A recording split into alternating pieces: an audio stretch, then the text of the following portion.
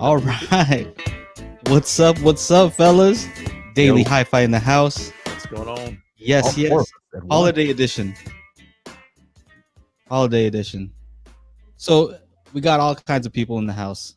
We got the whole crew in the house. The four horsemen. For the first time. What's up? Yep. I'm Joe and Tell.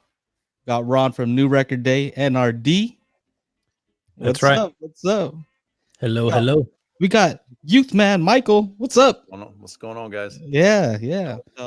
And finally, we got Techno Dad. Last but not least, ladies and gentlemen, Techno Dad in the building. What's up? What is up? Some guy we found on the side of the road as we were doing this. Right. Yeah. We'll stream for food. That's what the sign said. And hey, we talk all the time, so this is just like a everyday thing, right? Absolutely. That's right. So what's up? Holidays, you guys get any new toys for yourself, or Yeah, I got a fire stick. That was it, man. This year I pretty much had everything. Had nothing I needed. Oh wow. Yeah. Oh, wow. I was like, really? That's disappointing, man. No. I mean, do you want mine? It's sitting on the floor right here. I don't even. You got that big old box back there. He's just waiting to show it to everybody. Oh yeah. What's up, audio electronics? Let's do it. There it is, ladies and gentlemen. Oh, the Oculus Quest. This is what I've been really wanting. I wanted the Oculus VR stuff for a while, but this one you don't need a computer for. So this is a all-in-one kind of situation. So, is that kind of like the HTC Vive, something like that? Yeah, apparently there's a cell phone in there. That's what you're. Yeah, exactly. Like some Qualcomm cell phone in there. And so you're known for buying the most stuff. Techno Dad is like the guy who just buys everything. Yeah, and just I think random stuff. Right? Techno Dad, you buy the most. I don't know. Maybe myself or Ron, we're like second, and Michael, you're very good with your money. Let's just say. Yeah, I think that's a good summation of the situation. What did you get, Ron? I know you got a new toy. Yeah, I got messing with it as we speak too. Yeah, I got to learn how to use it. Yeah, new camera. So messing with the Canon C200, seeing what that thing can do. So beast of a camera. Those go for like 6 Gs or something like that. Something like that. Yeah, that's appropriate for YouTube. A webcam. It makes up for my lack of talent, is what it does. So there's no such thing as overkill, right? This guy. Exactly. Yeah, man. So yeah, I think the point of today's episode is just to there's no point. There's absolutely no point. We're just hanging out like we always do, and you guys can call in later on. But what else? You guys take over. I'm gonna look for some more stuff. What did I get? I got this lens. Hey, what would be your first pick for like a good gift under $100 for like a audio friend, audio pal? Like what? Let's just start with like categories. I'm going headphones. I think like a decent pair of headphones under $100 is what I would choose. What would you pick for like one of your audio friends? Under $100? Yeah, $100 and under. Well, let's start there. What would you buy them? Man. Something hi-fi related, something audio related. Something audio related. I think headphones would be a good idea. Would be a good, entry kind of point at $100. Yeah. Which ones? That's the question, because it's a pretty highly Grados. You can get something for Grados. $50. You guys had a podcast with El Jefe recently. Yeah. What did you guys talk about for the $100 ones? The Grados? No. We were doing earbuds, right, Joey? He was mentioning IEMs and stuff. Yeah, he was talking about IEMs. I would recommend these right here. These Philips, what are these? SHP 9500s. You like they were like 50 something bucks. Yeah, 50 something bucks. Open back, and big driver. Yeah. Rob E. Oh, thanks for the love. Oh, we're getting some love over here. So, Rob E. Charles just thank mentioned you. the SHPs. Thank you, Rob. Oh, did he? Yeah. There you. Oh, yeah. There he is. We got Dean recommending a music gift card, Music Direct. All right. Angela Jude. Hey, what's up, girl? Hey. What's up? You know her? What's the best audio deals you guys have seen lately? Ooh. Audio deals. Don't make me bust out my affiliate links here. Yamaha just had a couple of them that I posted a couple of days ago. Had some of their. What did I post? I posted the the ELAC, right? Didn't you post about ELAC? ELACs are some pretty crazy deals. You know, what was did this price go down 327? I missed that. What was up with a second. ELAC? Are they doing the Unifies again? Is that what they were doing? Yeah. Here, I'll show you my. UB5, Boom, right? 327 a Now pair that's- for the UB5s. 327.98. So you could tell. See, I purchased these. Right. When I purchased them, they were $4.99. So I purchased them full price. Yeah. Yeah, that's what's Highly up with that. recommended. Highly recommended. Those are a great pair. So that's always a good starter, you know, and maybe let me see. As far as Those are so high up on my speaker leaderboard, even though they are. I've reviewed so many speakers and they're still up there. All right, you know? so well then what kind of amplifier could we match to that then? 327, what kind of amp or Oh, okay. Go. You guys go. I know what my recommendation is, ELAC. UB5. I'm gonna link right here. It's a good question. I think they do perform a bit better with a little more power. Link. So you do have to take that into consideration. But I think honestly, any of the run-of-the-mill consumer 2-channel, you know, Onkyos, Yamahas, you know, any of those Marantz, I think those would be fine. Denon. I can't share my screen. Oh, here, add it. There you are. I would go with something like that. If they want How much is that? 329. Oh wow, okay. Denon, yeah. And 239, 329. Gosh, my math sucks. What is that? $600 around there? To get started, move away from the sound bar, move away from your TV sound. Sure. And So what is this? HDR10 pass through? yeah, it'll do Ultra- everything. It'll do everything. HDR10, Dolby Vision, HLG. Not Atmos, right? No, this is Atmos. Atmos too? Yep. 329. That's pretty crazy. Yeah, it's pretty nice. Yeah, 7-channel. It'll process. See, it says 7.2 channel. Yeah, 95 watts per channel. That's only in 2-channel situation. Yeah. So, Yeah. but yeah, you know, it's a nice one. If That's you a can pretty still find the older one, the X2400H, which is last year's model, you probably get it for like $200. So That'll still get the job done, huh? Yeah, I think those are good. And that Yamaha. Did you mention a Yamaha, Michael? Yeah, I think it's a little bit higher though. Okay, because I like the silver face Yamaha, the 2-channel stuff. Right. Ron, you like those? they do. I do. I have yet to hear a Yamaha receiver that I don't like. Let me put it that way. All right. So Ron, is that I a like 'em. Yamaha or Yamaha? Yamaha. Yama. I know I heard the Yama. Let me see here. I saw there's one that I always recommend just for a small amp. It's not, it's not going to be better sounding than a class AB big amp, but for something small and cheap, there's this SMSL 8018 if you're going to be using it at a desk. And it has a built-in DAC, it has subwoofer output, Bluetooth, it's like kind of an all-around type of deal. And right now it's normally $144 and it's on sale for $115. So remember my formula, like half the price of what you spend on the speakers, right? Right. Got it. So let me see. SMSL. How about the you guys see the JBL Studio 530s? Those were being blasted out. $300 for the pair. Yeah, let me. Robbie's talking about them. I just want to go look at them. Let me see here.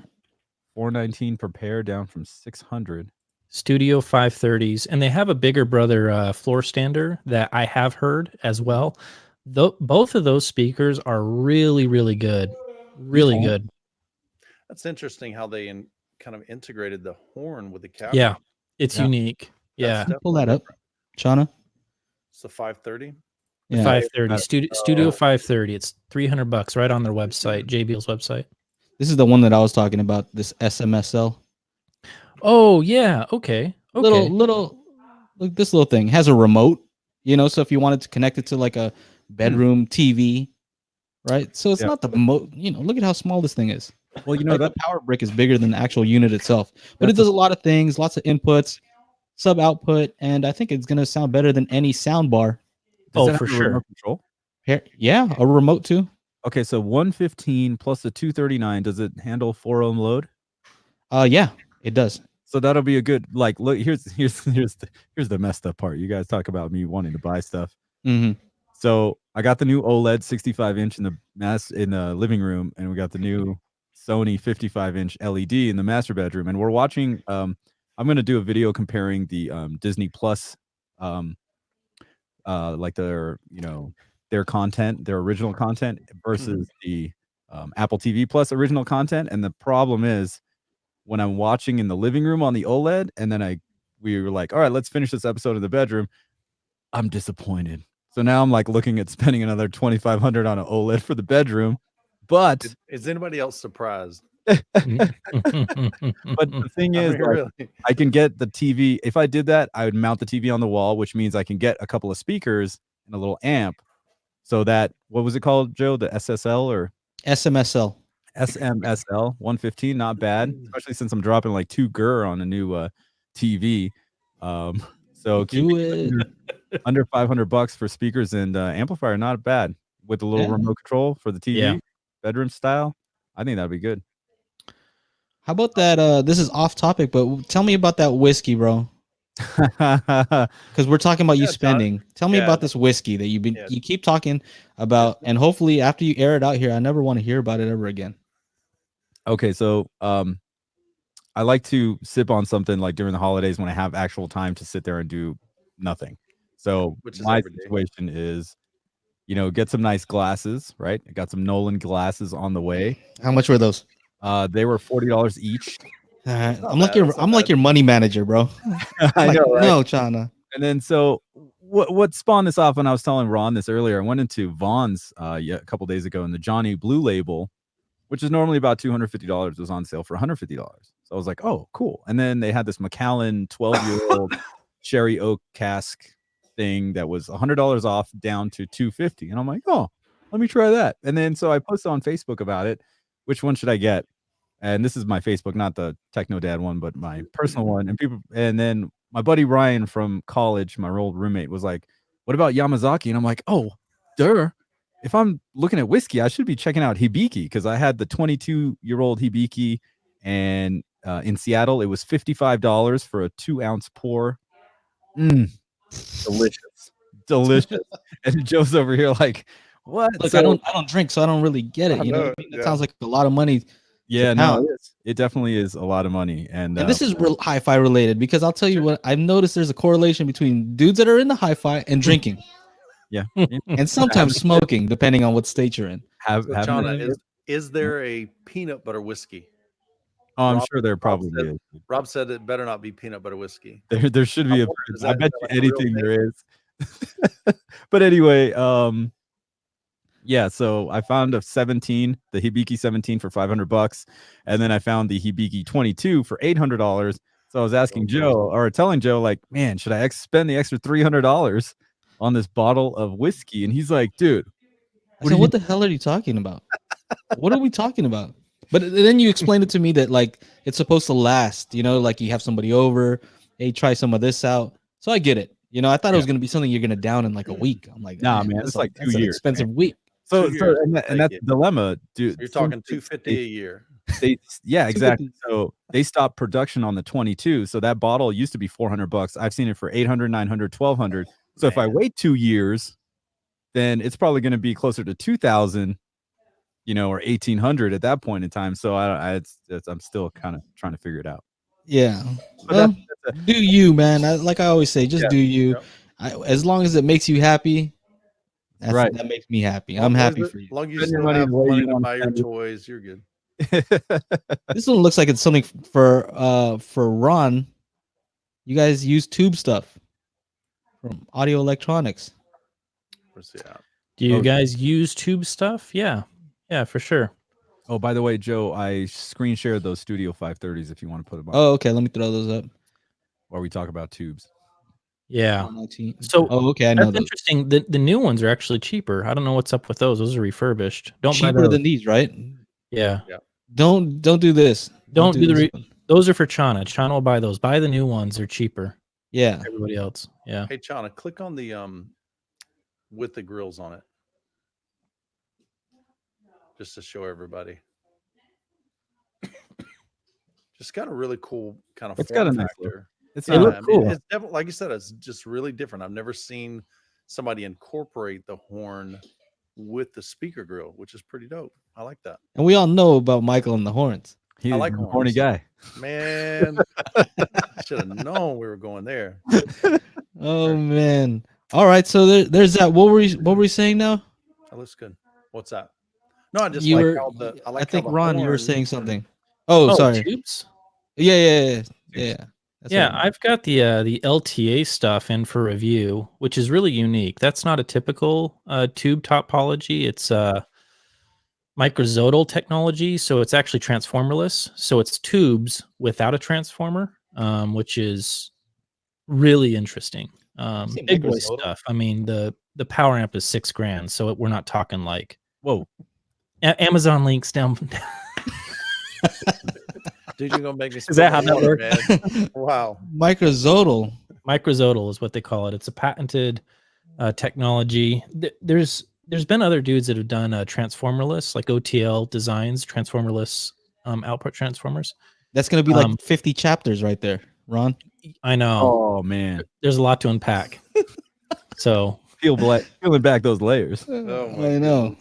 and this will be the last time I'm with the daily hi-fi crew. So It's like This is how we talk. This is what we do. this is every day, man. This is every day. Just letting you guys know what we talk about. Yeah. I love tubes though. Bottom line, I love tubes. Okay. I love both. I think both have their merits, both have their strengths. I think that where a lot of audiophiles get mixed up is when they start thinking that one is better than the other. I don't think Sure. that's the It's case. I different. just think it depends on what speakers you're driving and what you're going for and what you want out of the sound. So So I got a question for you, Ron. So if you had your ultimate pair between tubes and a set of speakers, what speakers would you pair with them? oh, easy. My reference, my open baffle GR Research and Exoticas, because they're sensitive. They're 95 dB sensitive, Sure. 94, 95. So Sure. you can drive those Yeah. with little to nothing watts, and they Sure. get up in boogies. So that Yeah. that opens the doors to a lot of options when it comes to tubes, which Right. is really, really cool. So Sure. Yeah, Klipsch kind of the same way. I know a lot of guys that run tubes with Klipsch. They're running 10 watts per channel. yeah, And just cranking like with La Scalas or K horns. exactly.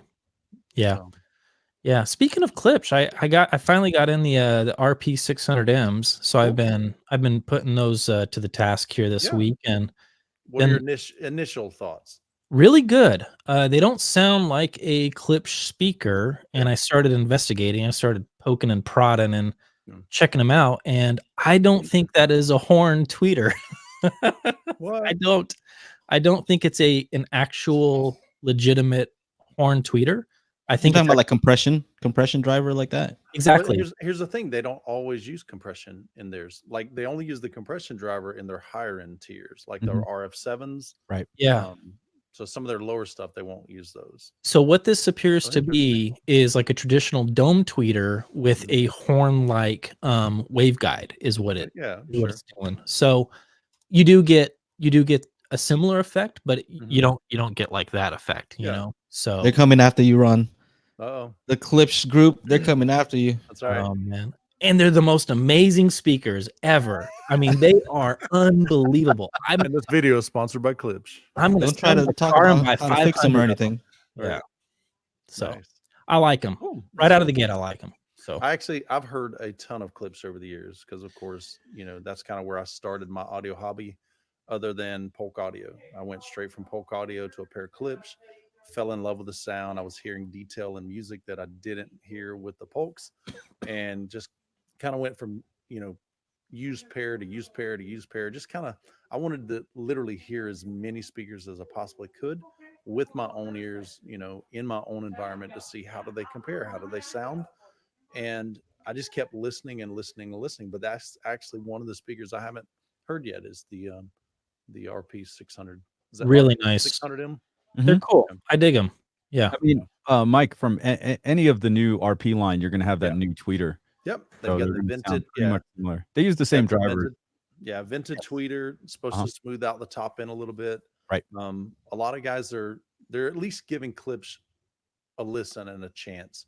Yeah. Where in the past, a lot of times they just got a lot of flack for being too bright, too in your face kind of thing.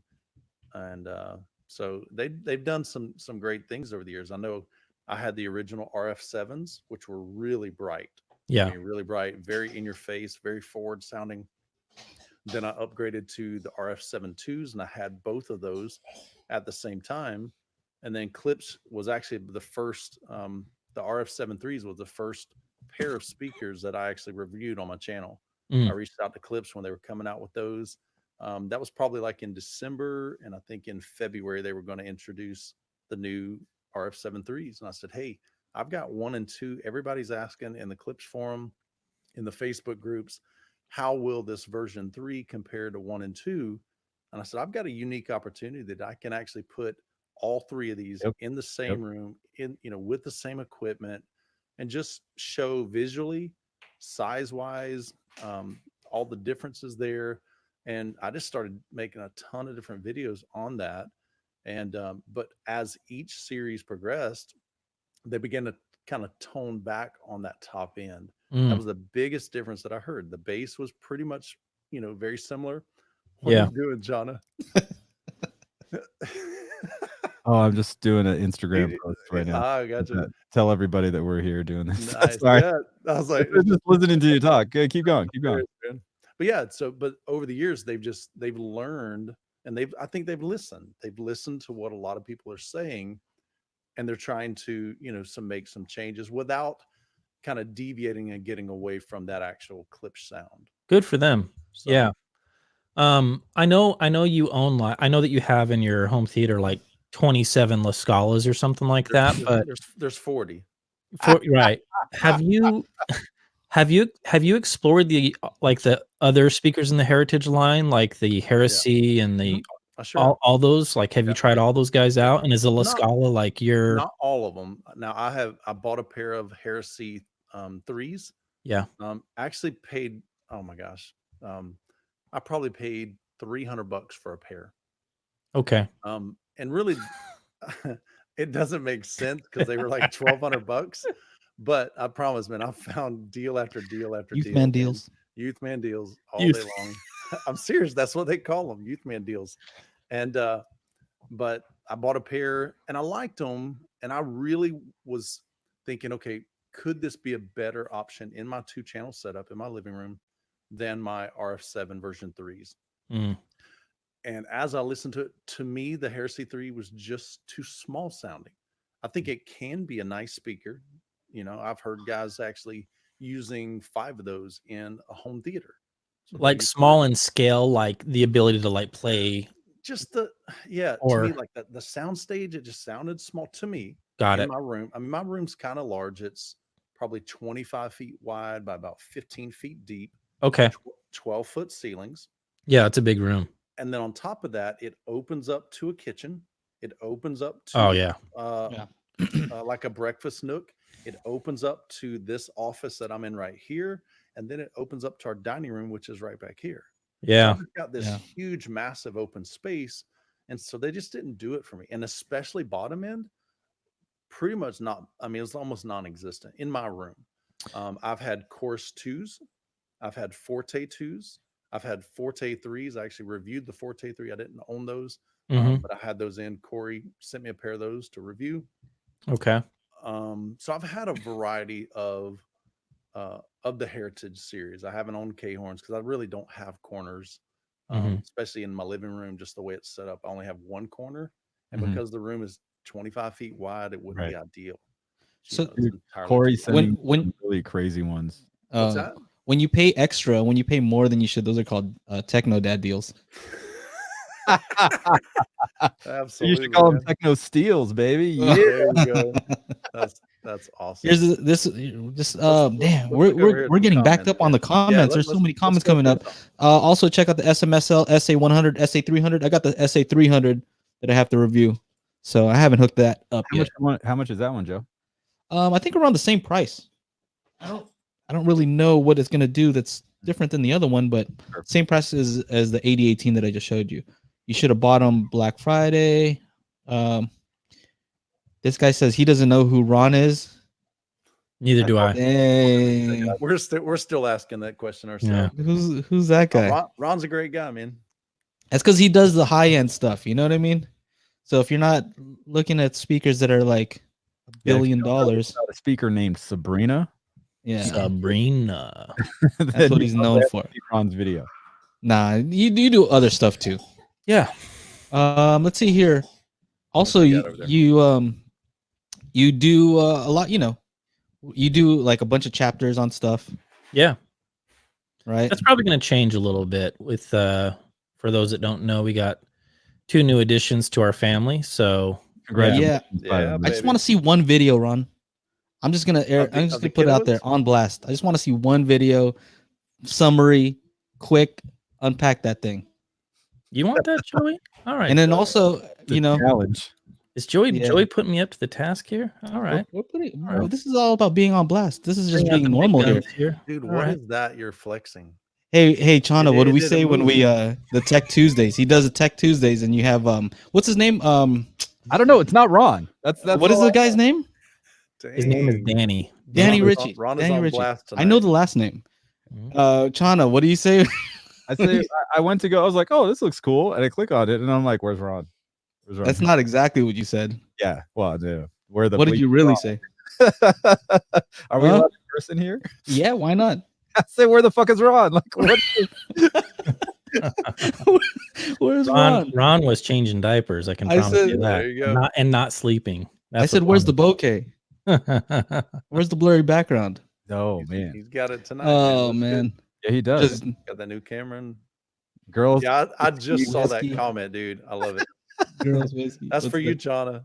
Hey, you know, I mean, I'm trying married. to catch up here. That's funny. It's better not be peanut butter whiskey. Yeah.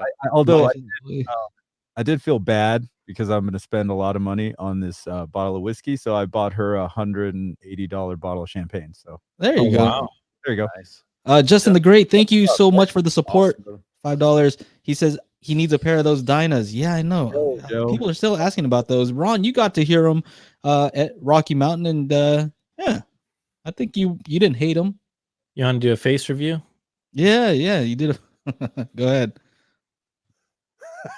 Like, what was that all about? What did I just hear? I thought you said you're gonna upgrade those. I thought you're gonna like fix up the mid range or something. Yeah, and then I had two kids. Oh, that hey, life smacked him. I get you. Twins, man, that's crazy. Awesome, how's the dad life, by the way? Dude, it's amazing. We're so happy. I can't even stand it. So kids are doing great. Mom's doing great. There were some complications in delivery, so she's got a road ahead of her, but she's doing really well. So you said that with the sleepiest eyes ever. Yeah. Life's great. It's just amazing, guys. Please send babysitters, please. you like I said, Ron. Joe will send you some of that super chat love. And support New Record Day on Patreon because he needs it. He needs diapers. Thank you. We'll do a diaper job just for you, Ron. Thank you. I do appreciate it. Truly, I do. Share the love, man. I apologize. First time trying this. Okay. Ginger beer says lifeless. Ginger beer. Beer whiskey. Is that what they do Moscow mules with? Ginger beer, I think. They do. I like those. Those are nice. Happy holidays. That's right. Happy holidays, everyone. Justin the Great. I don't want you to get him Johnny Walker for $250. It's a no for me. It's a no for me. You know what?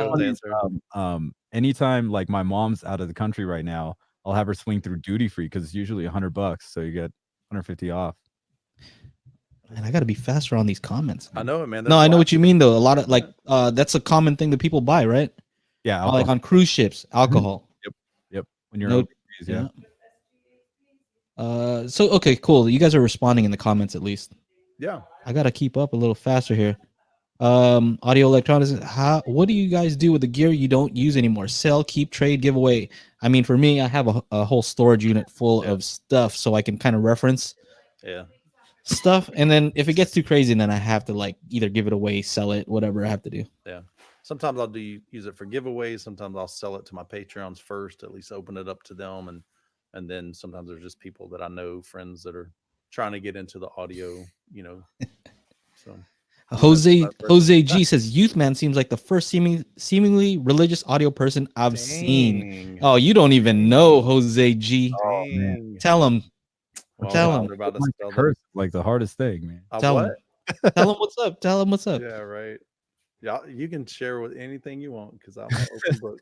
I should have named you Pastor Youth Man.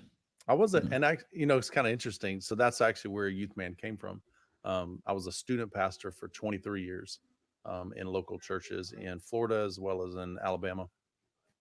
So that's kind of the story behind that. Yeah, man. Oh. Yeah, we all get along very well. Yeah, in our group. Yeah, we put up with Chana. That's the hardest one. Clearly. Really. I think it's interesting. Like our group, I think we have the most fun. Like, and for you guys kind of listening in and in the chat, all of us, we literally talk every single day, like throughout the day. Checking in with each other. When Ron was having his baby, we're like, hey dude, give us an update, man. What's going on? And when Chana's out shoveling the snow from his car. Oh yeah. Show a picture of that, dude. Yeah, like 2 hours ago. That video he shared was hilarious, man. Yeah. That was funny, man. His car was just buried. So you had like snow for a whole week, right? Yeah, it was nonstop from like last week around 2 p.m. on Tuesday till like last night sometime. There were a couple of random breaks for like an hour here. Sure. But yeah. These comments though. All right, here's Dean Rosenberg. Are any of you jokers going to Expona next spring? I would like to. You are. That would be cool. What's up? What's up? We should all go to Expona. Why wouldn't we? What are the dates? Let's go. I'm down. There we go. Expona, North. I enjoyed Expona last time. April 17th. Look it up, Expona. Fly me out. Let's see. Okay. Ron wishes his kids were duty free. Is that doo-doo free or duty? Duty? Is that a dad joke? That sounds like a dad joke. That was a good one. I like Clay, that. Clay got the dad jokes coming in hot. He's blasting it. Can we say Merry Christmas, please, and thank you, God bless? Absolutely, you can. Sure, Merry Christmas to you. Everyone. God bless you. Merry Christmas. Hey, Rob had asked, why does my voice sound different? Probably because I'm trying out I don't really have a podcast microphone like these guys. I've never done really live stream and podcasts. So Ron hooked me up with a Zoom F1. So could be the settings on that. But normally I just have a lapel mic or my wireless mic. I do notice more bass in your voice right now. Do you really? Yeah. So it definitely sounds different, Mike. Okay. Yeah. So it's it's hard to see, but it's basically, let's see if I can show you guys. You finally sound as good as you look. I mean, it's taken a long time. That's I don't know what. Whoa. We got the little zoom. Whoa. So it looks like Expona is 17 to 19 of April. Yeah. We all got to go. Here, Joe, go ahead and share that real quick so people can see. Yes, sir. At the stream. Expona. 18th. Expona. That's like Schaumburg, right? Still Schaumburg? Yeah, Renaissance Schaumburg Hotel. Not quite Chicago. Illinois. Schaumburg. But Schaumburg. A little bit different. We've definitely all talked about doing some different events together. It'd be a lot of fun. Some coverage and we'll have fun, dude. We'll do this live over there. Yeah. Heck yeah.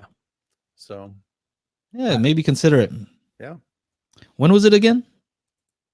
April 17 to 19. April 17 to 19. I'm actually writing a note here so I don't book a wedding during that time. Older, that's what I'm talking about. DJ Chana. That's right, ladies and gentlemen. Oh, I mean, you guys want to know? I've been buying stuff left and right, like all for my DJ stuff. I spent like $6,000 upgrading everything. I think. I got an Jeez. 18-inch subwoofer for my events, guys. Yeah. That's insane. 3600 watts peak. He's gonna be dropping it. What do you Please guys do that video, dude. Okay, Please do so it. Joe's been asking me to do this video. Would you guys, not just the four of us, but you guys watching at home, you guys in the comment section, would you guys like to see me set up that 18-inch 3600 watt subwoofer in my home theater?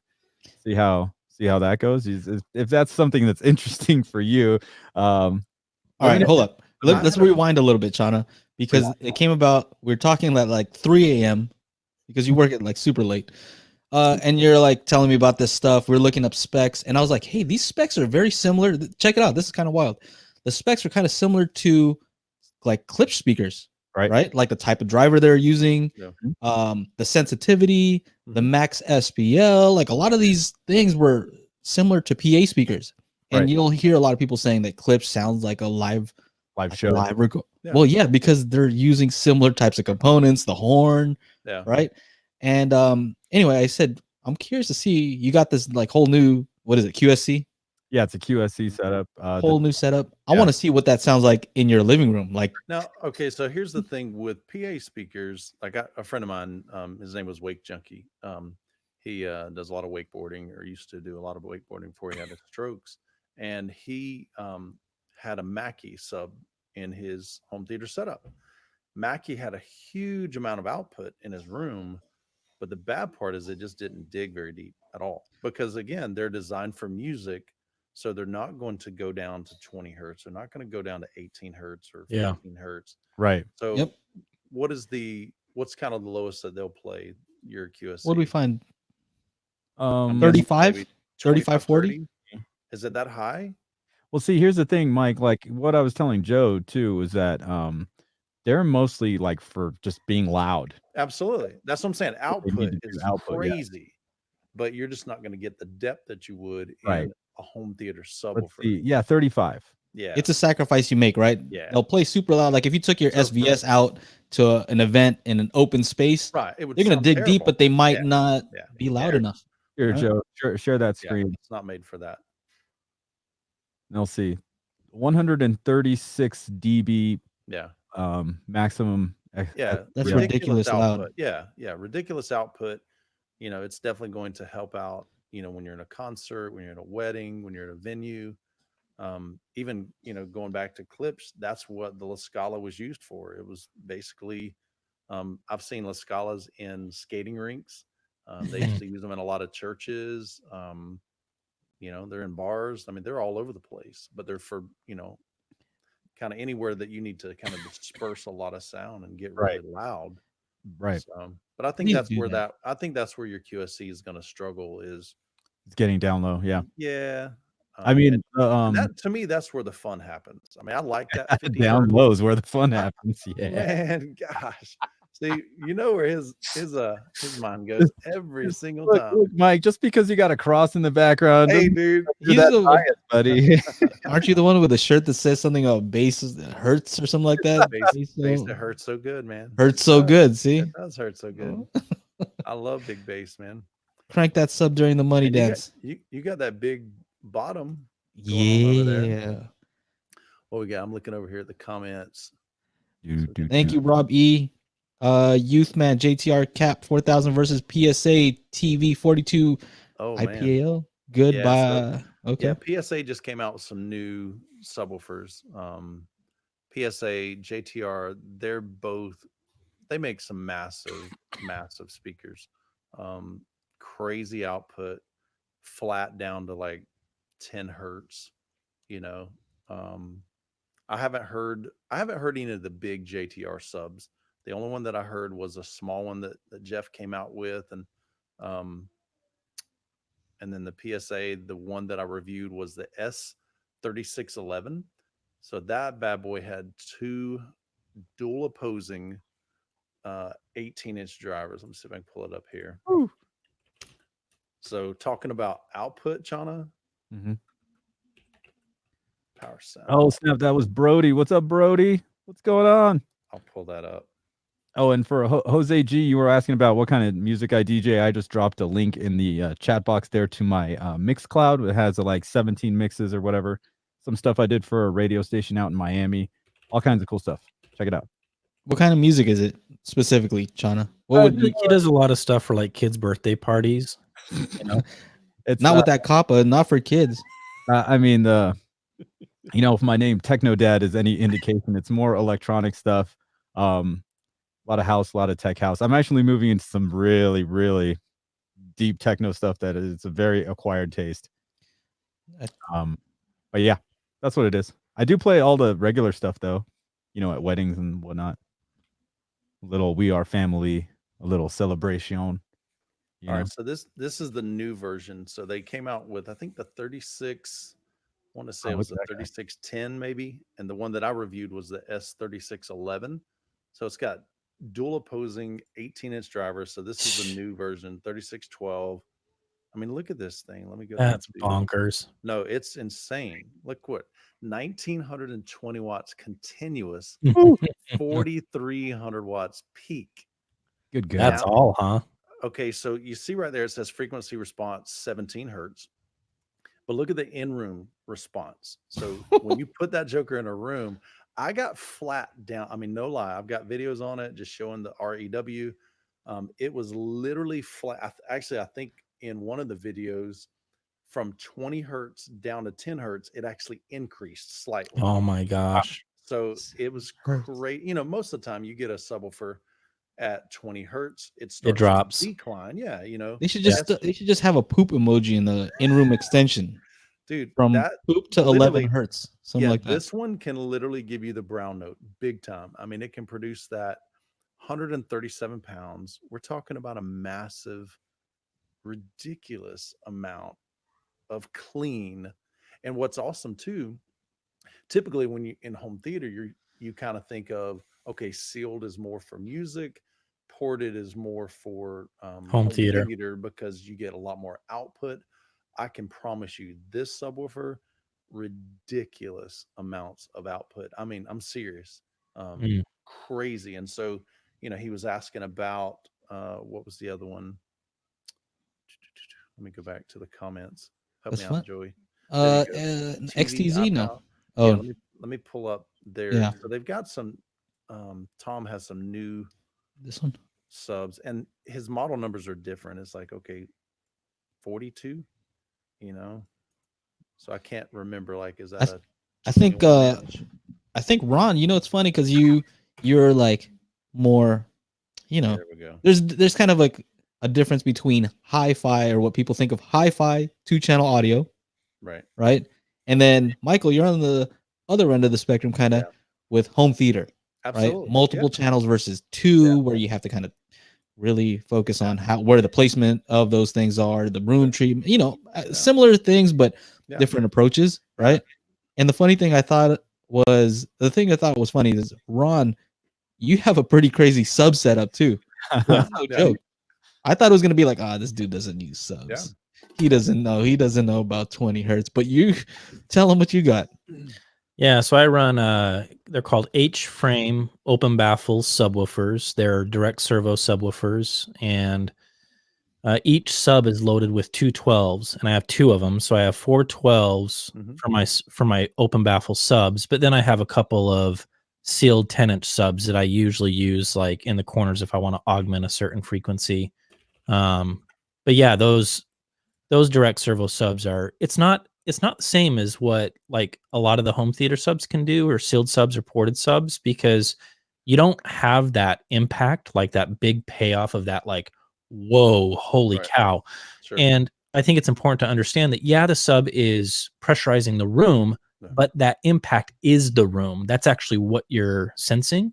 And with open baffle, that's not the way that it works. It's boom, quick, done, over with. So you're just left going, man, that was really deep bass, but it's just super fast. So you don't get that big, giant explosion. I don't think they would be great for home theater, but for critical listening, like audiophile listening, they'll ruin you, because you just start hearing the actual texture and tone of the bass, and you hear it played really quickly.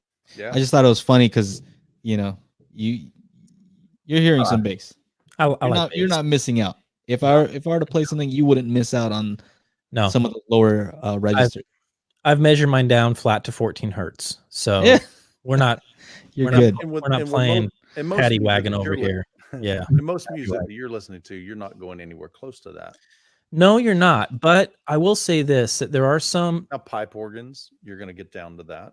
Sure, this is a good argument. I think this could be like a topic on a podcast all by itself. But there's sometimes in recordings where it's not so much that you're hearing the music content, but you are picking up like the room's sound that it was recorded in, and certain like there's just a suspense. Like there's something there Yeah. that you can't, like, if it's gone and you don't hear it, then you're just like, this isn't right. But when you hear it, you're like, man, this is just so much more engaging and gripping. So Sure. To What kind is it? of add to the whole debate, I mean, for music, I've seen a lot of music mastering people. They roll everything off at 30 hertz. yeah, And like That's what I'm saying. 18, They don't and need 18,000. really, really Yeah. deep. yeah. For Vinyl music. is even higher, I think. Yeah, for music, definitely. Because basically, they're mastering for now iTunes or any kind of streaming. Like you're not going to really hear that much. And even for the radio, imagine Package. car radios, unless you're Joe, you've got 20 subwoofers in there and you're digging down to like 10 hertz. But for the most part, if you're listening on a basic car radio, you're not really touching anything lower than, I'd say, 35, maybe 30. So that's also a factor. Home theater with LFE, that's totally different because what? Tripod. He got his new tripod. He just got a packet. Ooh, unboxing. Christmas candy for Joseph. What's up? Oh, I just got a new tripod. Unboxing therapy with Joe and Tell. I was looking at some comments on Tonchito. Says XTZ. Anyone? Yes, you heard have of this that? pulled up, right? Yeah. And I have seen these. Somebody else recommended these. Oh, right. Are these available in the US? Because I know this is more a Europe thing, Well, right? look Yeah. up here. We've got a Story USA. Oh, So okay. yeah. But somebody told me, they said, "Hey, Michael, why don't you review these? I want to show you these." Oh, I didn't I send you that? Maybe you did, but I've had people ask me. They're like, "Hey, do you think Oh, you could wow. ever do this?" So I'm like, "Holy Yes. cow, man, that thing's insane." What is it about speakers, guys? Because we just all had the same reaction as soon as we saw it. We're all like, oh, well, look at hello there. Look at that thing. I wanna see Because how much 3 these looks things better are. than 2. Let's go to the US side. Does that 3 on the one sub count as 3 subs, or is it still just one sub? Because It's one sub. So here's what happens when you stack subs like that. You're going to get, I believe it's 6 decibel gain. That's right. From stacking it. It's good. It's So called coupling. Yeah. Is So back when I had Klipsch RSW15s, right. so I had 4 of those. They would so I gained like 12 dB on each stack, basically. So I had a lot of pressure. They just didn't dig real deep, which is one of the biggest reasons why I switched over to SVS, because they handled those frequencies a lot better in the lower registry. And plus my speakers, the Klipsch speakers, they were great, but they were also 15 years old. And so the amps I had one amp that had already failed, still great. The other ones were going strong, and even for a subwoofer to last 15 years, pretty cool, but those look rad, man. I like, man, even Rail has started to do some of that. They almost look like a line array with subwoofers. Yeah. So, but their kind of thought is you haven't really experienced bass in home theater and even in music until in their thought, again, I don't know how much truth there is, because bass is pretty much omnidirectional. But they kind of give the impression that as you stack them, you actually get a bigger presence of the bass in the room. So that I'm not sure, honestly. Is that more marketing than anything? I don't know. So 3 subs. yeah, More is better, right? More Like is Total better. Recall. Remember the Total Recall scene? Let's look at the specs. Here we go. Yes, Joey, I know There what it you're is. talking about. You slag. I have no idea what you're talking about. So it handles down to 16 hertz, 2700 peak, 1500 watt arm. It almost seems like that's kind of small. I mean, you remember when we were looking at the Power Sound Audio S3612? It was almost double that. Shoe for subs. 218s. And Dr. then Shoe. 170 pounds. Good gosh. Yeah, big Like, stuff. that's just how am I going to get that up the stairs? Yeah. Somebody wants to know if who's reviewed. I think you say Shu HSU subs. Dr. I've Shu. owned Yeah, some I their forget how they subs. pronounce You've it. But owned yeah. some? Yeah, in the past, yeah. They're gigantic. I've seen them. Some of them are Ones that I small. saw were pretty huge. Yeah. And I asked him, like, hey, you want me to review these? He's like, nope, not No. interested. You know, most And they guys saw will them say at Expo. they're great bang for your buck. I mean, you get again a lot of output, low extension, and you don't have to spend $3,000 for a subwoofer kind of thing. Yeah. Hey, So- we're 50 minutes in. You know what I noticed? We didn't even do any call-ins. Oh snap! Busted. You know we can do that, right? Let's Do do it. a couple calls. Yeah. I got to get going here pretty soon, but let's do some calls. Alrighty. I'll Go. read some of the comments here. Hope you guys are enjoying this. We're just hanging out. This is what we normally do, and we just wanted to Just have kinda you invite guys in. join us. Yes, and there's a lot less Ron- shit on my part. Hey Ron, can your Robbie says, hey Ron, can your sub knock off your surround speakers?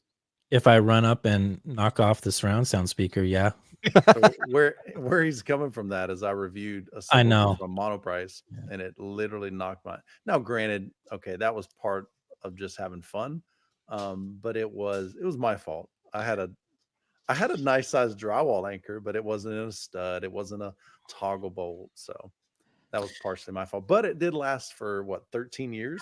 That's awesome. That's gotta say something, but That's Yeah, a lot. my subs don't do that. That's all about pressurizing the room because that's actually what happens is there's an actual pressure, it's pressurizing the actual room, and mine don't really play that game.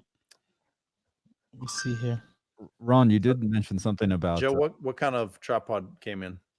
Pack review wants to know, is that a Manfrotto? Shoot, I don't even know. I thought you got a e-image. So I did a lot of research to try to find one that wasn't like $1,300 like yours, Yeah. Chana. Yeah, they get expensive. You know what I Chana's mean? got that fancy one, man. Sackler Flowtech 75. I'm not gonna roll like that right now. But I'm let's see, tempted. I think my thing. You are tempted, huh? I'm Okay, so spending wise, it goes Chana, then you, then me, then Michael. Hey, look, I didn't I'm spend definitely the cheap guy, man. $6,000 on a camera. Let's be real here. Let's not. You do this every Tuesday evening. I don't know. We don't have a schedule yet. Yeah. We don't have a schedule yet. Maybe Actually, we can figure that out. Do it yesterday, and then that fell through, and then so I was like, Joe, let's do it tomorrow, and then It was my birthday yesterday. That's 25. right. 25. Happy birthday, man. I think 5 again, huh? What is it? The 10th year in a row? 25. They'll be like, that's the oldest looking 25-year-old dude I ever You don't seen. look a day over 63, Joey. Good over there, man. I'm like the Yoda over here, man, with the gray going on, man. Chana, were you gonna ask me something? Baby bro? Yoda. Yeah. You mentioned audiophile listening. What does that mean as opposed to like normal listening or like home theater kind of thing, or what do you mean? Did I say that? That Yes, was you a did. dumb- Oh, Ron. He you said, open and up- you also you said open you'd up ruin that us can. too. Again. Oh, look, here's Ron the audiophile. Okay. What just for those that didn't know that are here, there's what, like 35 people here. There are 41. Yeah. So let me start by saying this. I don't subscribe to the idea of a golden ear. I don't believe that's true. I think that there's experience in things that you've heard over time that means that you've heard more stuff, and so therefore you might be able to grasp what it is that you're hearing a little bit easier than somebody that hasn't had that same experience. But when I said that, what I mean is when it comes to like critical listening or audiophile listening, it really starts with the room. So what you're doing is is Joey, who's laughing at me? No, I'm laughing at the comments. Rob is saying, he's saying Technodad pays over full retail for those credit card rewards. That's what I was laughing at. I saw it down there too.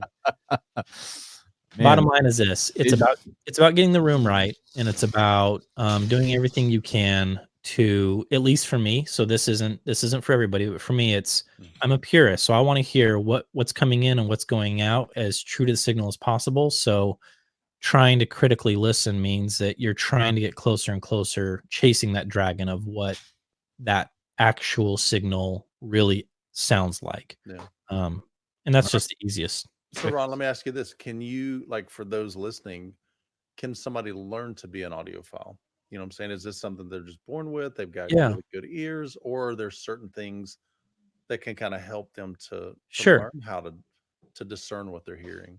Yeah, when I did my soundstage video, the speaker setup soundstage video, it was so encouraging to see so many people try that setup, and it kind of Awesome. freaked them out. Like, Yeah.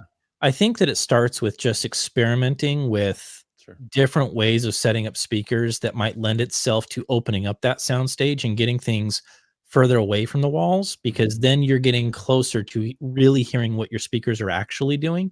Sure. And so I would say that would be a big start, is get the speakers away from the freaking walls. I mean, they don't need to stay there. And I know that that's the biggest argument, and I get it. I don't have a listening room Yeah. where I can leave speakers literally 6 feet into the room, but Yeah. I do pull them out that far, And like that's no hard. joke. Oh, So we've seen them.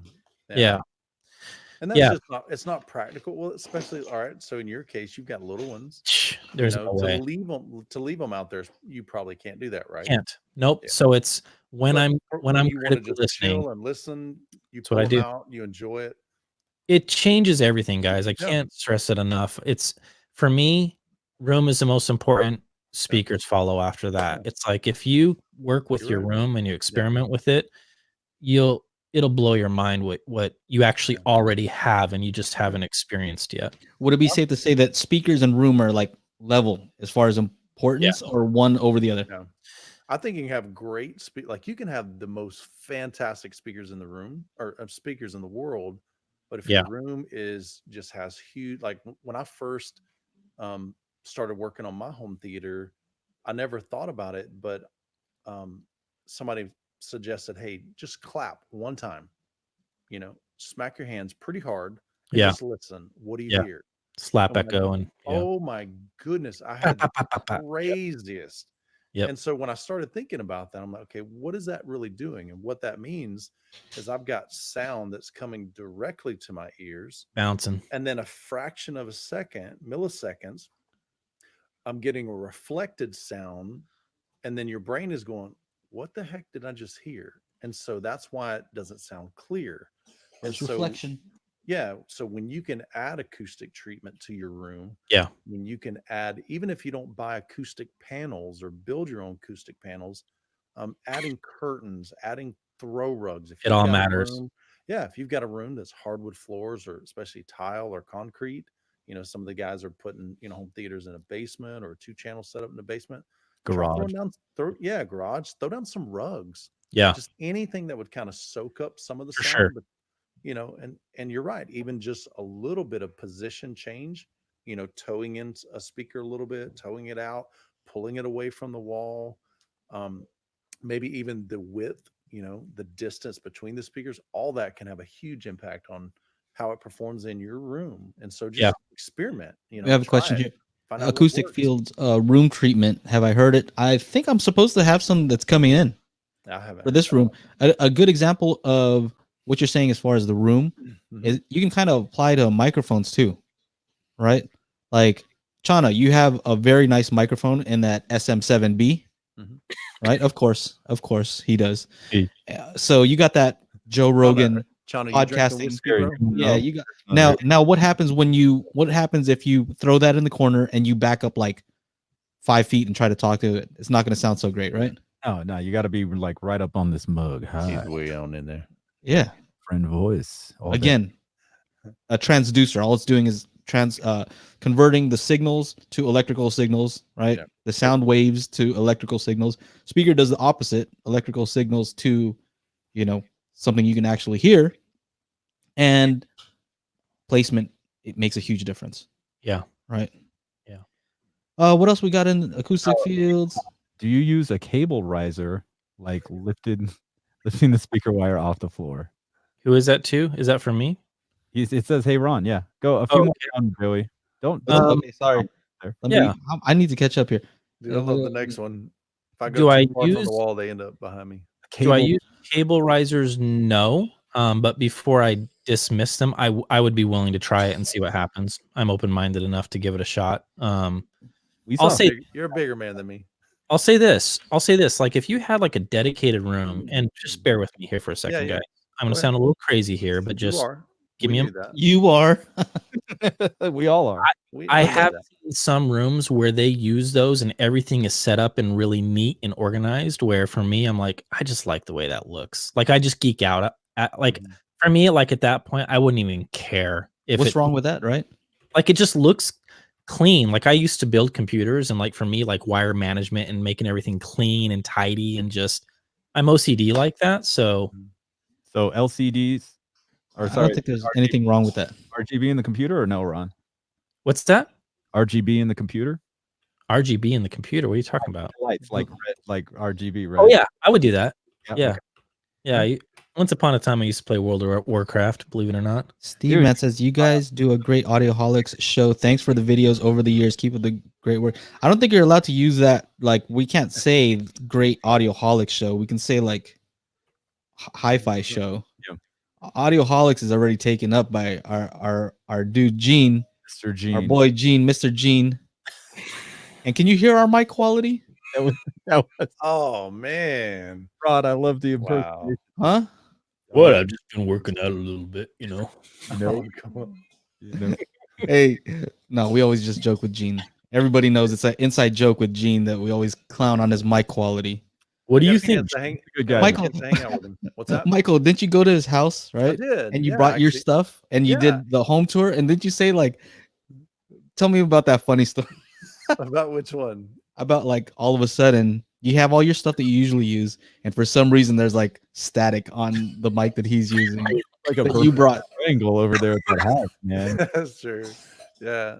I don't know what happened, but it was weird. But we started when I got home and I was listening to it and I started editing, and I'm like, man, I've got this crazy, weird. It was just some noise introduced in the mic. And so it was like Gene's vibe was affecting even my gear, man. But it was funny. Gene and I had a great time. And then you had a great option for that to help me remove that, some online software. So Yeah, it's just a curse, right? yeah, but You Gene's a can't get good it. guy, man. We had a great time just hanging out at his house. Just super chill guy. Him and his wife, just great folks, man. But I love being able to go and meet people in the home audio community. For a long time, I didn't know anybody. I was like the only guy in my area that I knew. Grandpa Don't Gene. talk bad about Grandpa Gene. Grandpa Gene is buff, man. Yeah, but I don't but mess with like Grandpa I said, Gene. Gene knows his stuff. He's been doing this a long time. Oh, he totally does. And the cool thing is what we're trying to share, especially with Daily Hi-Fi, is that, we can all learn from each other. Yeah. I don't think that any one of us four are the experts. You know what I'm saying? There are guys in this chat room right now that know far more than I do. They especially know far Me more than too. Shauna does. Without question, you beat me to the punch. Actually, all of them do easily. Yeah, but the reality is I love learning from each other. I learn from these guys. These are like my brothers. I learn from people in the comments. I learn from, visiting somebody's home to see how do they have their, room set up. Yeah. And so I think that's part of this journey, man. I don't ever want to arrive in home audio and hi-fi and home theater. I want to continue to learn and to grow and to expand my knowledge. And when you hang out with other people like what we're doing here, that's how we learn, man. We learn together, man. It's just Yeah. a Yes, blast. sir. Yes, sir. It's good stuff. Gene likes to correct me in my videos sometimes. Like, yeah, your test wasn't actually correct. I was like, oh Yeah, no, I think here it Gene, comes. Gene And has he's, done that you know with what? all He's of us. always the thing is, Uh, he's not wrong. You know what I Yeah. mean? He's Yeah. not wrong. So Yeah. he's allowed. I just try to tell people, look, I'm not Gene. I'm not I come across in my videos, kind of my desire is I want to present kind of from a consumer's perspective, Right. because I'm a consumer myself. Sure. I'm not the absolute technical. I'm just your everyday average guy that loves home theater. I love audio. I love hanging out with other guys that enjoy that as well. Um, but all the I only do testing because everybody asks for it. Yeah. Like, hey man, I don't care what you think, man, or what you hear. I want to hear it. I want to see it. And so, Yeah. so then sometimes we just try to give them what they want. But the reality is it's hard to, to do audio demos because you know, they're listening to it on their cell phone. They're not here in the room. They're not experiencing the room like Ron, you know, They're was not. talking about. They're just not there. No. All right. I want to throw this out. Look on the screen. Call in with your questions. 818-237. Before Ron has to go. 3030. Come on, I see you, Ron. Ron has to go. He's like Somebody either call in. I think my kids are taking over my wife in there. I can hear Come on, there's man. they're gonna I'm ready overthrow to her. hear your questions. Yeah, let's hear a call. See if we True. let's see if it. I mean, I think we're set up. Yeah. Yeah. We've done this before. Is that the right number? 2, 3. Yeah. Mhm. Yeah. My over here. also Nice. my MacBook is at 8%, so somebody's got to call him before this thing dies. Okay. Cheeto, thanks It's for probably hanging out gonna be with us. Pete. Not on power, bro. Come on. It's probably gonna be Pete. It's not You- Tonchito said it's 1:30 a.m. where he's at over in Croatia. Man, appreciate Wow. hanging out all the way across the out. world, man. It's pretty awesome. We are worldwide, ladies and gentlemen. I know, man. I love meeting people all over the world. Yeah. Got to go, Rob. Appreciate you hanging out, brother. Thank you so much, Yeah, man. Rob. Thank you for all the support. Appreciate the love, bro. Don't Two talk channel about- choices. D-Tasca. Let me ask you, are you talking about speakers specifically or like an entire system for that amount? Because ELAC's going to be in a few of those. I can tell you that All right for now. holidays, can you guys present your 2 channel choices? So $500. So what would $500 if somebody Unifies. has a $500 unifies? Easy. Okay. 750. Speakers only. Speakers only. That's Yeah, what I just asked. speakers, just 2 Just entire- speakers. 750 is probably like I haven't tried them, but a lot of people like those Klipsch, right? Yeah. The RP 600Ms. Yeah. You know, okay, Mhm. I'm not going to say anything. Okay. Oh, All right. $1,000 for 2 Horn channels. hate. $1,000, man. These are getting tough. How about the primes? What about the prime ultras? The bookies? Ultra that's- books are really good at $1,000, but he's saying entire system, so we would have Yeah. to Oh, jeez. Oh, the whole system? to do like for the entire Oh, system. wow. Yeah. I have a speaker leaderboard. Here's where the youth man would come out and say, I would encourage you to look for some youth speakers. around I there. mean, literally. I mean, when you're talking Youth man about is like, I know how- a guy that has an entire system for $30. I'll send you his information. All the youth man. That's what we're Yeah. so I think- agree with you, Michael. Go used. Honestly, Yeah. don't go into thrift stores. I go into thrift stores all the time. All right. You'd be surprised how many goodies you can find in thrift stores. Honestly, I'm not even kidding. Look, Ron, we Yeah. don't want to know where you do your clothes shopping at. You Oh, son of a gun. Wow. I'm going to show you. Why do we keep this guy around? It's ridiculous.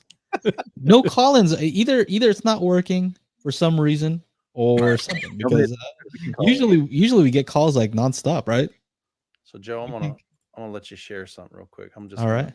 While we're waiting on some callers, let me go to I might be Go tripping. It might be share my setup. screen. I don't know. application window. Oh, we You go. know what? If Here you're we go. Oh, that's Chana De Silva. China. Oh, hang up on him. Yeah, Hang nah, up on I him. don't know. Let's see if it's working. That's all. Mark as Oh, spam. that's working. Mark as spam. Marcus spam. There we go. Oh gosh. Well, I guess we got some shy people in. See if you got that in here. screen shared, Joe. Oh, here you go. So just as an example, so this is at the time this was probably Okay. about 1 year old. So this is my previous home theater, same house. I had a 103-inch screen. It wasn't acoustic transparent. To behind the screen to the right, I'm sorry, behind the speakers to the right of the screen and the left of the screen, you can see those two little panels. Those were like a door, so you could open those up and I could put speakers back there. And then my center channel was way up at the top. You can see those three pieces, right? Got it up as high as you can. That's what TechnoDad always recommends. It's Let ceiling. me see. Can you see my cursor here? Does that show? I can. Yes. Okay. Are y'all able to see the cursor? Yeah, we can see it. Is that yeah, so- Earthenview you're using? What the heck? Yeah, Earthenview. Man, I've Oh my used that for God. like Okay. long time. It's Okay. just super, Alright. super quick and dirty, man. It's Okay. a great, it'll view anything. But anyway, so up here was the center channel, but I bought this entire system. So this was at the time, this was about a year old when I bought it. And the entire system was about, what was it? $6,500 for this. So the RF7 version 2s, I think they were going for about what, 1,400 each. These were, I think, about 900 a pair. these were probably, I don't even remember what the RB81s. They're probably, let's say $1,200 a pair. Wow. And then the center channel was probably at that time maybe $750. And so anyway, whatever that all added up to, it was about $6,500. And I bought this used for $2,000. Oh, there it is. $2,000. That's a great deal. And I ended up selling What? these. I didn't What? need the, yeah, I promise. I made 3 trips. I drove 9 hours total. I brought cash. It was, unfortunately, it was a lady, she was getting divorced, and she's like, I don't want his crap, and I'm selling it. And so I offered her I think I offered her $900 originally for a pair of these. No, I went there for these. I went there for the bookshelves and this and the center channel. And I offered her $900, and then somehow she ended up telling me she had 4 of these, and I just went, "Oh my gosh, what did I just?" Joe, put up that comment. Yeah, yeah. Was she hot? Was she hot? You know, no, she was just no. Watching this right now. Yeah, she was not older, but she was definitely an older lady, probably about 10 or 15 years old. You know what it probably is? The youth man deals is just that you haggle probably super hard. No, you know what I mean? Here's he probably goes over there like, all right, so I'm selling these for 5,000. They're 6,500 for the whole set, and Michael's like, I'll give you 100. No, so here's the thing. I've always tried to share people. This is like my strategy. Number one, okay, you have to be looking daily. Okay. If you're wanting a good deal in the used market, you have to be looking daily. You need to be looking on Craigslist, OfferUp, Let Go, Facebook Marketplace, pretty much anywhere that sells. Or Macari. Yeah, used equipment. You need to have some cash in hand. Yep. I can't tell you how many people, they are looking daily. They have the wife's permission, but they don't have any money, so they can't go do it. So then sometimes they'll look daily, they have the money, but they don't have the wife's permission or the significant other's permission. And so they get shot down. So you got to have all those things like in order, and you got to have those ready, because when a sweet deal, comes along, you've got to jump on it right then and there. And so I just always know I try to do my research. What is this worth? I'll make a phone call, send a message and ask if it's available. I never, ever, ever try to manipulate anybody. I never mislead them. I just share with them what I'm willing to spend for what they're selling, Yeah. And because the reality is, and the best place to be in audio when you're looking for good deals is not to be in a hurry. Well, I think on Craigslist, they also have an option to look up certain keywords and to notify you when those come up. Right? So that's helpful too. Yeah. I used to have an app that would notify, it'd send me a text message anytime Klipsch was, posted. And so I'd get a notification within minutes of them posting it. And I'd be like the first one, and I'll be like, I can be there in 30 minutes with cash in hand. But I would offer them, if it was a great deal, I didn't have to haggle with them. There was one time I was second in line to getting a pair of Klipsch horns for $200. If Chano would have saw that deal, he's like, "Oh, those retail for 65." He's like, "I'll give you 8. I'll pay." Yeah, that's true. Chano. Yeah. Oh, hey, I don't want the your battery to run out, Ron. We're not getting any calls right now. No calls. Put that. We got no calls. This is very strange. Maybe they're very intimidated because they see the youth man here. Dude, so we do not bite, man. We are the most laid back group I've ever hung out with, man. We just enjoy hanging out and talking and stuff. And next time. No question is crazy. Here's a question. It's Chana. They just don't like Chana. Maybe that's what it is. Some gear from the 70s or 80s would you each wish you had today? It's for all of us. 70s or 80s. I've got them. That's the La Scalas. They're mine are from 1982. I want that crazy Marantz, like the high-powered Marantz, silver face, like a receiver. Marantz silver face stuff. But they have like different levels. I want the highest end one, or some of the ones that were made like before he sold it off. I forgot which ones those were. Cool. Yeah. Ron, what about you? Ron's like he's on like he's lagging. There he is. He's got like 0.5 megabyte upload. All right, I got a boogie, guys. All right, hey, take care, man. All right, brother. It's been good hanging out with you. I said earlier, anything 2-channel. All right, Ron. Take care. I'll talk to you later. Later, man. It's just us. So no questions, no comments. I don't know. I'm gonna leave this. I'm gonna leave this up. Call in to hang out with us. I man. want one call. Let me. Wow, Chana, I didn't think your head could get any bigger, but this new layout, man. I mean, it's like you're a third of my screen. I still have a small window because I'm on a 32-inch monitor, so I can keep things small. So I'm looking. So check it out, D-Tasca. My dad was on the search for these Bang & Olufsen octagonal speakers. They were made in the 80s, and he was looking for them in the 90s. Those, if I could find some of those, I'd be all over it. Gotcha. So don't want to miss this. Wish you could set up a weekly schedule. Maybe we could do something like this. If you guys like it, if they like it, you know, it's not too hard to set up. Nope. Maybe what we could do is even have, you know, kind of take suggestions on topics or whatever, some things that they want us to. We got to organize this a little bit better. Yeah. But this is just more just hanging out, man. This is like the first pancake. I know Chana knows how to make pancakes. It's like the first pancake, you know. The first few, they're not the best. With this peanut butter whiskey. You know, it'll get better. We're getting better. We're just a lot of this is just testing out our gear. Yeah, that's pretty much. Michael. Yeah. This is the first time I've actually even had a setup like this. So, what CD player would you recommend for around 500? Emotiva, NAD, or Marantz? Good question. CD players, huh? Honestly, I don't even know. See, I don't have a fan. I mean, most of my stuff, honestly, I stream it. You know. Yeah, right. I don't, because again, I'm not a 2-channel guy, so I don't have a really fancy setup. I mean, I'm using the Apple Airport Express to stream it. Right. I think the most important living room would be the DAC, right? You know, what's the number, Vanessa? Vanessa, it's right on the screen. 818-237-3030. There you go. Call in. Would love to hear. Got some questions. Call in. Answer it. It's more fun when you call in. Yeah, it actually is very cool, and we get to hear kind of where you're from, and we get to hear what you're into. I'm tired of hearing these three guys' voices. I'm saying, man. Tired of hearing Angela in the back laughing.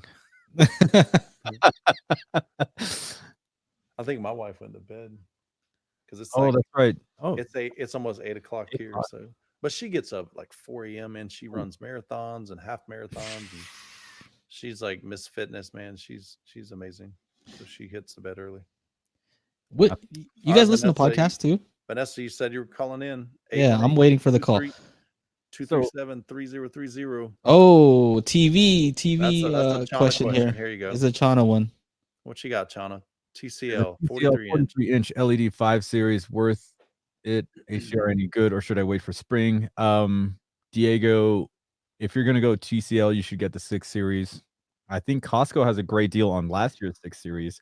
Costco numbers it the 613, but everywhere else it's on Amazon it's 617, at Best Buy it's 615, but I don't think Amazon or Best Buy have any of the last year ones. Angela's folks just got the 6 series 55-inch for $399 at Costco. Yeah, that's the old and it was like I saw it, I'm like, this looks crazy. You know, I'm not a TV guy, but I was like, this looks super good. What's that? Diego said you can get it for $279.99 at Best Buy. I saw $279 for that one that you're talking about. I would probably skip on the 5 series and go to the 6 series. It has a full array local dimming backlight. You're gonna get a better picture out of that. So if you can stretch it, or go to Costco, and if they have some, what was it, Joe? 400? $399 for a 55-inch series 6, but last year's model, like you're saying. Yeah, I saw another deal today. It was something crazy, a TCL 4 series 75-inch for $599. Is that a good deal? Even though it's a 4 series, I mean, 75 is pretty huge. That's what I said in my video. You know, if you want to sacrifice picture quality and go with a bigger format screen, you can definitely do that. You know, it's up to you. You know, typically when you get into the $300 range, though, I mean, they're having to cut some corners in something.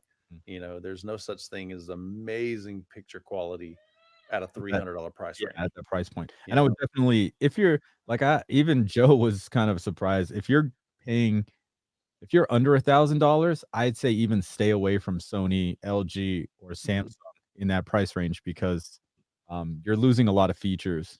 Like, I don't think those are good until you break through, the $1,000. Oh, no, that's just an alarm. So you guys want to call in? The number is right there, 818-237-3030. And it'll ring here. Ask us your question. You'll be on the air, and we're just going to have a lot of fun. Don't be scared. Looks like JVC just announced a new projector. So Dean, who was it? Oh, here it was. Kellen, yeah. Asked, have any of you seen the new JVC LX NZ3? Pulling it up now. I do not think so. Let's search it. There you go. TCL 8 series 75-inch, worth it or better choices? I have a 6 series now, says Dean Rosenberg. Dean, 3,000 lumen. So this is a laser. Gotcha. Laser. Laser projection. So you get 20,000 hours. It's one of the benefits of laser. Typically with like my Epson 5040 UV, I'll get about 3,000 hours out of the bulb. So with laser, you're getting a lot. 7 times 20,000. Yeah. Is 3,000 lumens like a lot? The brightness? I mean, part of it depends on your room. Is it light controlled? Can you get the room really, really dark? If you can get the room really dark, you could get away definitely even with a lot less than that. If you're trying to put it in, say, for instance, in a living room where you've got a lot of ambient light, you're going to need maybe even more than 3,000. So, so part of it's that. Even your screen, different screens have what they call different gain, and it's kind of like, I guess the easiest way to explain it, a higher gain just means it reflects more light. And so if you have a 1 gain, then it's just kind of, let's just say that's kind of standard, that's normal. But if you have a 1.5 gain or 1.3 gain, it's going to be brighter than a 1 gain, if that makes sense. Yeah. So we've got HDR10. None of them are up to the standard of most of these high nit TVs, though. Let's just say that. They're okay. Sure, right? Brightness wise, they're not going to be able to hit 1,000 nits. Right. Right? Yeah, absolutely. And the other thing too, you're looking at, okay, should I go with an OLED, a QLED? Should I go with an LED? Should I go with a projection? To me, I love having a projection. I've seen even 85-inch TVs that are beautiful, but they're not immersive. When you walk into my theater room, it's almost wall to wall. I've got a 150-inch diagonal screen. It's 12 feet wide. You can't get that with an 85-inch TV or 75-inch TV. It's going to look beautiful, but you don't have this immersive picture. Joe showed me this the other day. Yeah, we were looking at this. So let's say, what's a big TV? Like 75, right? That's pretty big. 75-inch TV. Yep, and then yours is 150, right? 50-inch in 2.35. So you compare. That's what the size of it, a 75 looks like compared to yours. So change the 16 like 4 times. On number 2, change that to 2.35 if they have that. This one's probably cinema. Yeah, it's close to that. Close, yeah. 2.35 to 1. Yeah. But yeah, that's how much bigger it is. It's not just twice as big, because you'd think like 65, 150. Okay, that's about half. No, 4 of them. It's massive. Yeah. Huge difference. Yeah. And so you just don't get that scale and that scope. And, even when I had a 103-inch screen, I never once felt that it was immersive. I always felt like I was looking at, the screen and watching the movie. And so with the bigger, 150-inch, 110-inch, 130-inch, whatever, you kind of get sucked into that. Now you could do it with an 85-inch. You just got to sit like 3 feet from it. Exactly. But that's not comfortable. I feel, I'm with you. Immersiveness. Yeah. With the huge screen. Like when it covers your entire perspective, it's more similar to putting on like those, what is that new toy you got? That new toy, Chana. The Oculus. The Oculus. It's more similar to that, right? Mm-hmm. I can't wait to play some games on that, man. Like, sucker. Dude, have you played the new? Was it Call of Duty? Oh yeah, all the time. I just started playing that, man. Because we got a call. Here we go. Oh, let's Mike, take it. Talk about that, Mike. Let's play together, Mike. We can stream it too. I stink at it, man. I'm not even good. My son says, Michael, he says, Dad, you got really slow lag time. You are on the air. Can you hear us? Yes, sir. How's it going? Hey, what's your name? Hey, what's going on? How are you, China? Miguel. Nice to meet y'all. Oh, Miguel, you're here in the chat, huh? Or is this different, Miguel? I'm not actually. No, I don't have a YouTube channel. I can't. Oh, I got you. Okay. Glad you're watching, man. Glad you're hanging out with us. Talk to us. Oh well, I'm just been a huge fan of you Youth Man and Shauna B and Joe. Woo! I actually have a Klipsch reference for some thanks to y'all. Nice. And cool. Actually, I have a dual shoe VTS2 Mark V subwoofers. Okay. I've heard y'all talking about shoe and all that. Right. And an Integra receiver. I actually just got an Epson projector. Nice. Epson. All right. There you go. So which one did you end up getting? Pretty cool car. I actually ended up getting the 2150 for like $500 nice, on Black Friday. So pretty good deal. So what size are you shooting? Are you doing a screen or are you just shooting on a wall? Yeah. I have an Elite Screen manual B series. It's about 116 by 9. Awesome. Man. About 9 feet away. That's like, I believe, a 44-degree field of view. So. Okay. That's sweet. Nice. Yeah. I mean, how have y'all been? I haven't really been keeping up 100% with y'all's channel. Just because if I do, I'll get. You're gonna buy more stuff. Or upgrading more stuff. Yeah. Bad influence. Enjoying my stuff while I have it. So. We get criticized a lot. It's like, man, you've cost me a lot of money over the years, and but it's in a good way. You could be spending money on a lot worse things than speakers and audio. I have a simpler setup than you, Michael. I have BenQ HT3550. It's a 4K, 4K, right? Pixel shifting, HDR projector, and I have, I think, my screen's like 106-inch. What is that inexpensive screen? Not Elite. It's another silver ticket screen, and it's good. Yeah, I'm fine with that setup. I'm happy with it. Yeah, actually, I saw your video comparing the 2050 BenQ 2050 versus that. Yeah. You said 3550. Yeah. The 2050. Awesome. Thank you. Yeah, the 2050 is still great. I actually use that above my desk. So like where I'm sitting right now, I have it above me here, projecting like a 75-inch image, and I love it. Yeah, that's what's up. Actually, the big reason why I went with Epson for me, since I'm actually visually impaired, I don't see 20/20. So the contrast to brightness for me, it definitely has to be a lot more lumens, compared to the BenQ. Because I was looking at Projector Central, and they were saying how they were comparing actually the BenQ 2050A to the 2150, and they were just saying how much you can, I think, 200-300 more lumens in cinema mode versus the BenQ, and I was like, well, that might actually work out better for me, just because I don't want to set it up, Sure. And you don't have to worry about the rainbow effect, right? With the Epsons. Yeah, well, I don't even think I'll be able to see that. I don't. But, really enjoy that, though. Like you've got a nice setup. Say that again. I'm sorry, I couldn't hear you. Sounds like you really enjoy the Epson that you bought. You're very pleased with it. Oh yeah, no, I'm more than happy with it for sure. The next thing I think I might do is definitely go with some acoustic panels. Treat my room to make my speakers shine. Yeah. It'll make a huge difference. So I mean, I don't know.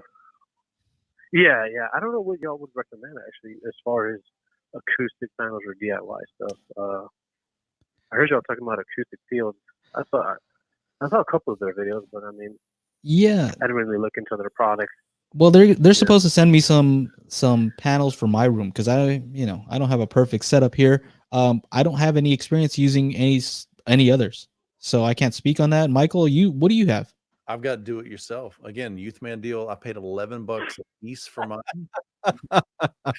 Seriously, I had a neighbor. Yeah, I saw that video. That was awesome. Yeah. I had a neighbor that literally had them in his garage, and he had moved to our neighborhood, and he had a nice setup, and he had some acoustic panels in his room, in his living room. But I was in his garage one day, and we were walking through, going into his house. He was going to show me his setup. And so when we left, we came back out the garage, and I see all these panels, and I'm like, what are you doing with those? He's like, nothing. He said, I used them in my old house, but I don't have a need for them in my new house. And I'm like, well, how much you want for them? He's like, I don't know. I said, well, think about it and let me know. So he texts me later on that night. He's like, how about $110 for all of them? And how about I give you the cash right now, man? Because there are some places I was looking at, they were going to be $50 each if you buy them. I was looking at, I forget the brand online, but man, they're expensive. Yeah. GIK, I know. Yeah. If you're there's real traps. No, if you're trying to make me spend $1,000.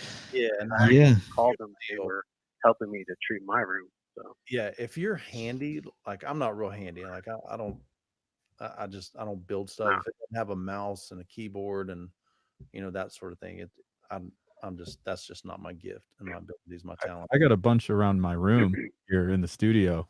Mm-hmm. These things. Yeah, the little. Do those help out? You find that they helped out? Reflections, yeah. When I'm mixing and stuff like that. And here I got some on the ceiling. I got some on the sides. They're all in the back there. You can see even on the back wall here. Oh, you can't see that. And they all help. It just one thing when you're doing acoustic panels, just remember not to overdo it. Correct. Because you do need like some sort of reflection. Yeah. I don't want it to sound like an echo chamber. Obviously. Right. You don't want it to be like completely like live. Right. You don't want to be dead all over you, but you don't want it exactly. I have the 2-inch foam. If you go to like the larger 4-inch, then you're really like cutting out a lot of stuff that you probably be better just in the room. Now, my understanding, like the 2-inch thick is going to be for high frequencies, and when you start getting thicker, that helps out with the lower frequencies. Yeah, I believe. I think you're right. Yeah, it's kind of like GIK's acoustic tri-traps, right? Like their 6-inch panels, the 4-inch panels, but it's harder to try to trap those bass ones, those bass notes. Stuff. Yeah. Well, I mean, the bass notes, all the bass will collect in the corners of the room. So a lot of bass traps, like I have some bass traps in the front here. Mm-hmm. So if there's too much bass or bass is boomy, you can actually just put stuff there. It doesn't have to be like you can put a box. anything that just takes up that space will kind of help you out. Of course, go to Carnival, win one of those giant bears, get like a couple of those, and then throw them in the corners. Here's something interesting. I've had same guy. He sold me. He had a couple corner bass traps, and so I put them in my room. And just recently, like literally, we're talking within the past 3 months, now that I'm starting to use RAW, I'm like, I wonder, do they really make a difference in my room?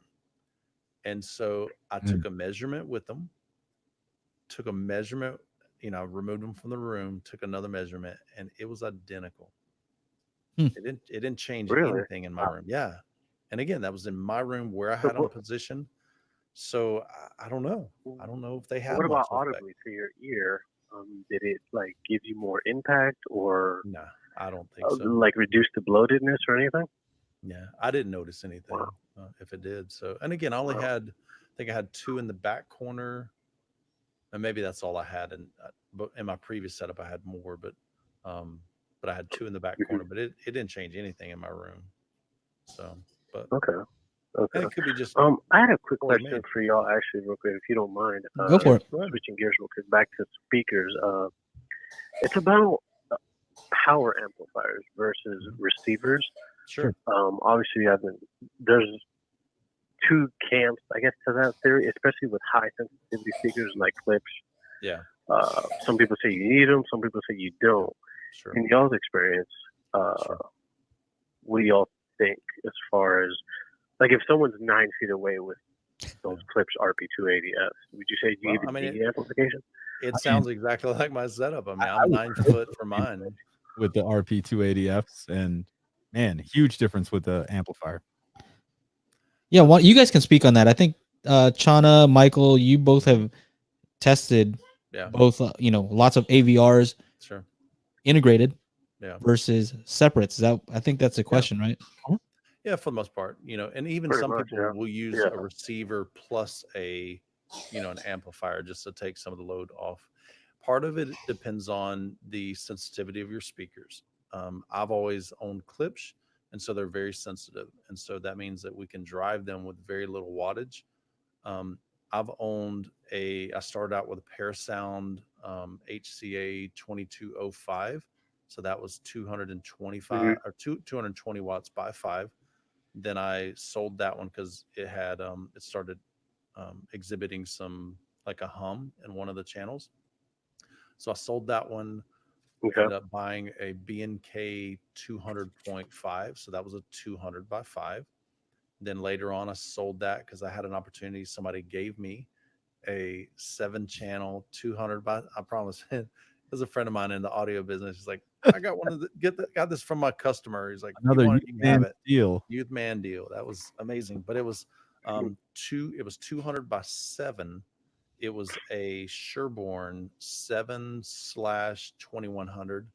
And so it was basically 7 monoblocks in one chassis. It weighed 115 pounds, massive beast.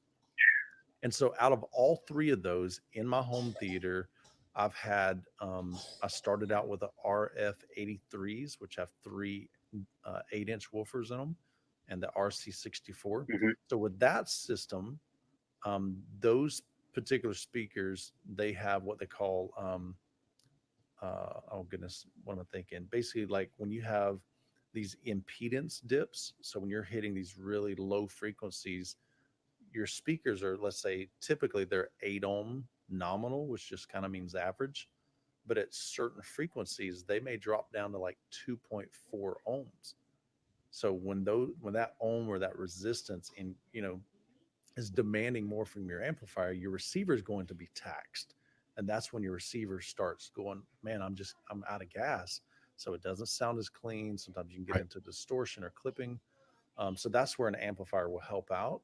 Now with my La Scalas, honestly, once I bought those, I sold my amplifier because I no longer heard literally any difference. And part of that was because the La Scalas, they just don't have a lot of bottom end. You know, with the RF83s, they had and aren't the La Scalas like 100 and something dB efficient?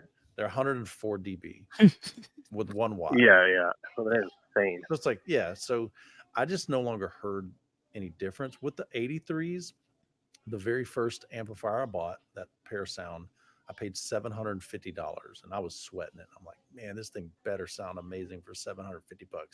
I don't have the deep pockets like Chana does, and so. Or maybe I'm just not crazy enough to spend, you know, high money on that. But anyway, so I bought it, and I heard better channel separate, or like kind of like better separation of musical instruments.